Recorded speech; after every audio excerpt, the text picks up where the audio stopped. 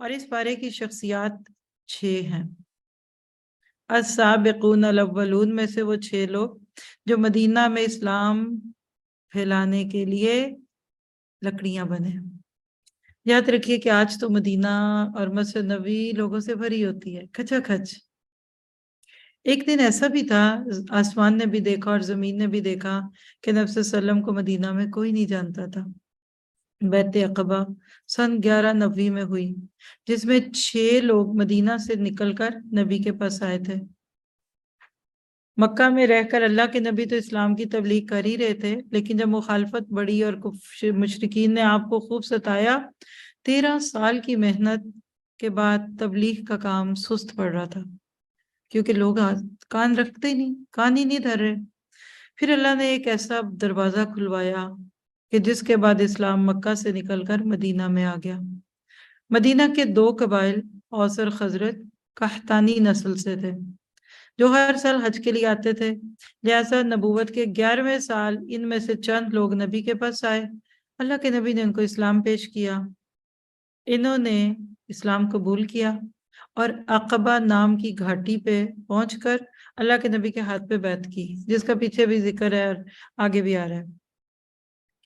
تو یہ آیت جو مطلب بیعت تھی وہ بیعت عقبہ کہلائی۔ 6 لوگ کون سے تھے آپ بھی سوچ رہے ہوں گے، تو ایک جملہ پہلے لکھیے۔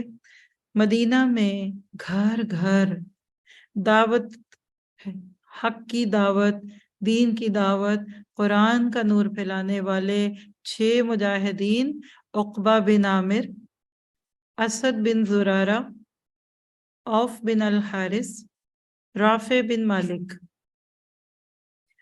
قطبہ بن عامر اور جابر بن عبداللہ تھے رضی اللہ عنہم اجمعین۔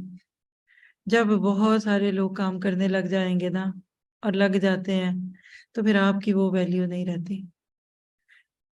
نیا کاروبار بڑا مشکل سے چلتا ہے، کہتے ہیں پہلا سال چھٹی، دوسرا ہٹی اور تیسرا کھٹی۔ کسی کو نہیں پتا نا، پہلے سال میں لاس ہوتا ہے، دوسرے سال میں برابری پہ معاملہ آ جاتا ہے، بریک ایون ہو جاتا ہے، اور تیسرے سال میں پروفٹ شروع ہوتا ہے۔ یہ صرف دکانداری میں نہیں ہے، دین میں بھی ایسا ہے۔ لوگ ٹرسٹ ہی نہیں کرتے آپ کے اوپر، پتہ نہیں آپ کون ہیں، کہاں سے آگے ہیں۔ تو اگر اللہ آپ کو کبھی ایسی جگہ کے کسی قافلے کا امیر بنا لے، مامور بنا لے، تو سر سجدوں میں رکھے۔ اور ہر دور کے سابقون الاولون اور ابو بکر اور عمر ایسے ہی لوگ ہوتے ہیں۔